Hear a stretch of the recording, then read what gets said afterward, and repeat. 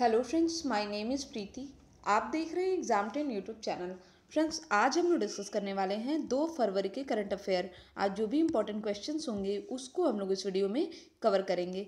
शुरू करने से पहले मैं चाहूँगी कि जिन लोगों ने चैनल को सब्सक्राइब नहीं किया है वो चैनल को सब्सक्राइब कर लें और बेल आइकन पर जरूर प्रेस करें, जिससे कि वीडियो की नोटिफिकेशन उन्हें मिलती रहे। तो आइए शुरू करते हैं। आज का हमारा पहला क्वेश्चन है, एनसीसी के महानिदेशक के पद पर किसे नियुक्त किया गया है।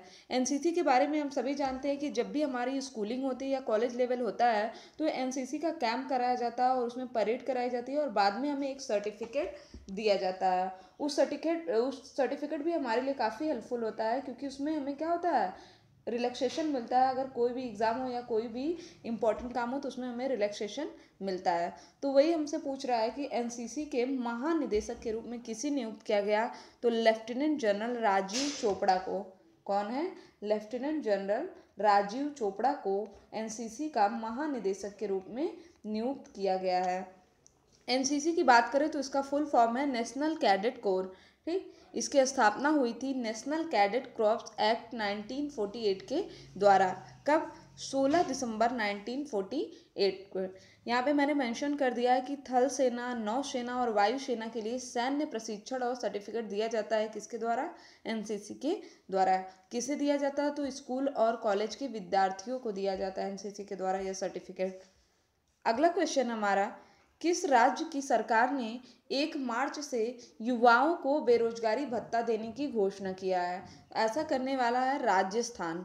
राजस्थान राज्य सरकार ने क्या किया है, युवाओं को 1 मार्च से बेरोजगारी भत्ता देगा, जिसमें लड़कियों को 3500 रुपये पर मंथ मिलेंगे और बॉयज़ को मिलेगा 3000 रुपये पर मंथ। लेकिन आपको पता है कि अगर इस तरह का कोई भी स्कीम आता है तो उसमें कुछ कंडीशंस भी होती हैं। तो देखते हैं फिलहाल इसमें क्या कंडीशन है। इसमें कंडीशन ये है कि ये जो बेरोजगारी भत्ता दिया जाएगा ये ग्रेजुएशन के 2 साल तक ही दिया जाएगा। मतलब आपने ग्रेजुएशन कंप्लीट कर लिया तो आने वाले 2 साल तक आपको बेरोजगारी भत्ता दिया जाएगा गवर्नमेंट के द्वारा। इसके अलावा जो बेरोजगार युवा होंगे उनके फैमिली की जो आय है वो कितनी होनी चाहिए? 2 लाख रुपए से कम होनी चाहिए। ठीक है, सालाना आय कितनी होनी चाहिए? 2 लाख रुपए से कम।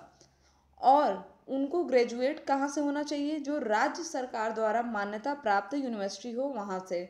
ठीक है, तो ये सारी थे यहाँ की कंडीशंस।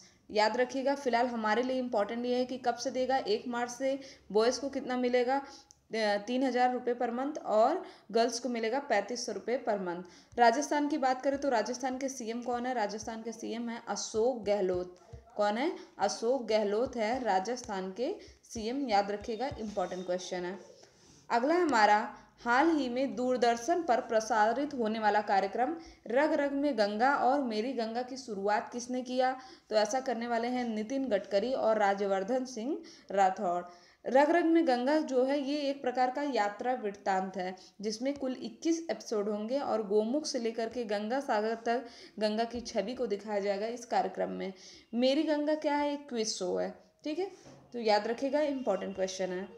अगला हमारा कि हाल ही में शहरी मामलों के मंत्रालय ने शहरी गरीबों के लिए प्रधानमंत्री आवास योजना के तहत कितने मकानों के निर्माण को मंजूरी दिया है? तो यह दिया गया है 4,78,670 मकान को। ठीक, इसके पहले भी देखिए बहुत से मकान बने हैं। ये हमारे लिए इंपॉर्टेंट क्वेश्चन हो सकता है एंड स्पेशली याद रखिएगा शहरी गरीबों के लिए। ठीक, 4,78,670 मकानों को मंजूरी मिला है। जो कि अब अगर हम लोग बात करें कि प्रधानमंत्री आवास योजना के तहत शहरी मकानों की संख्या कितनी हो गई है? 72,65,763। ठीक, याद रखिएगा 4,78,670।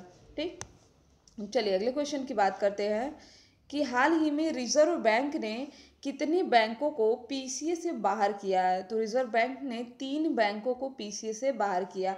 जब हम लोगों ने पढ़ा था कि आरबीआई के गवर्नर चेंज हो रहा है तो उसमें मैंने आपको पीसीए के बारे में कंफर्म किया था। तो आप लोग प्लेलिस्ट में जाइए लेटेस्ट करंट अफेयर के, वहाँ पे आपको मिल जाएगा।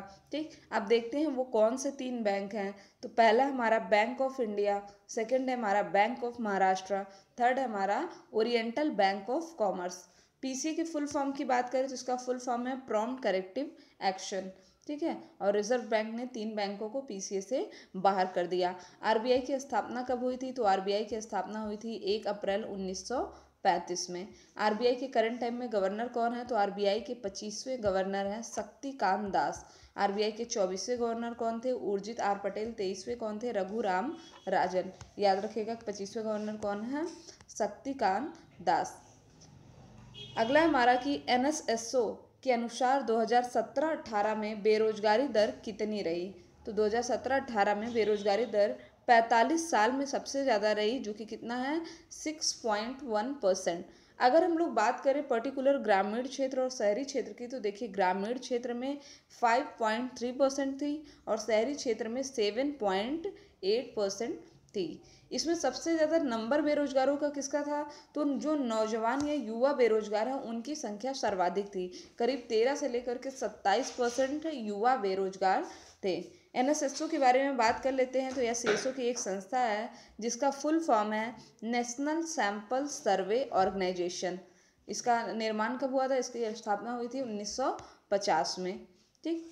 अगला हमारा सीएसओ के अनुसार, केंद्रीय सांख्यिकी संगठन के अनुसार 2017-18 में जीडीपी की दर क्या है? तो 2017-18 में जीडीपी की दर रही है फाइनल 7.2%, जबकि जो अनुमानित दर थी सीएसओ के अनुसार वो कितनी थी? 6.7%। तो ये थे हमारे आज के इम्पोर्टेंट क्वेश्चन। आई होप कि आपको वीडियो पसंद आया होगा। अब हम लोग करेंगे कल के क्वेश्चंस का रिवीजन। देखते हैं कल के कितने क्वेश्चन आपको याद हैं। तो चलिए मैं फटाफट क्वेश्चन पूछती हूँ और आपको बताना है।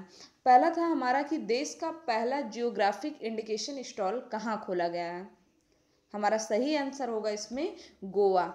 सही आंसर क्या होगा? गोवा में खोला गया है देश का पहला जियोग्राफिक इंडिकेशन। अगला हमारा कि साहित्य अकादमी पुरस्कार 2018 से किसे सम्मानित किया गया? तो चित्रा मुग्दल को साहित्य अकादमी पुरस्कार 2018 से सम्मानित किया गया। फिर था हमारा कि को कार्नोट पुरस्कार 2018 से किसे सम्मानित किया गया?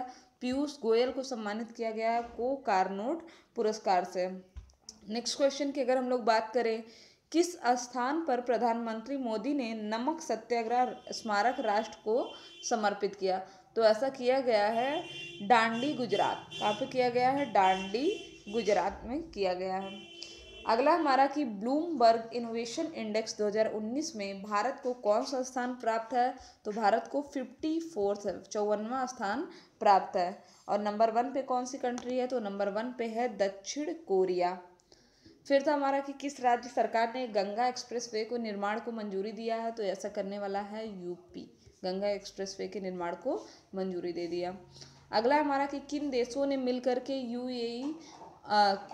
किन देशों ने मिल करके डिजिटल करेंसी लॉन्च किया? तो डिजिटल करेंसी जिसका नाम क्या है? अबेर। याद कर लीजिए नाम क्या है इस डिजिटल करेंसी का? अबेर है।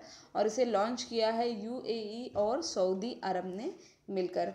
अगला क्वेश्चन हमारा नेट जेआरएफ से है कि केंद्र सरकार ने रिसर्च फेलोशिप की राशि 25,000 से बढ़ाकर कितने रुपए प्रति माह कर दिया? तो 25 से बढ़ाकर 31,000 पर मंथ कर दिया। तो ये थे हमारे कल के इम्पोर्टेंट क्वेश्चन। इसके अलावा अगर आप कॉम्पिटिटिव एग्जाम की तैयारी कर रहे हैं तो आपको ये सभी क्लासेस हमारे प्लेलिस्ट में मिल जाएंगी।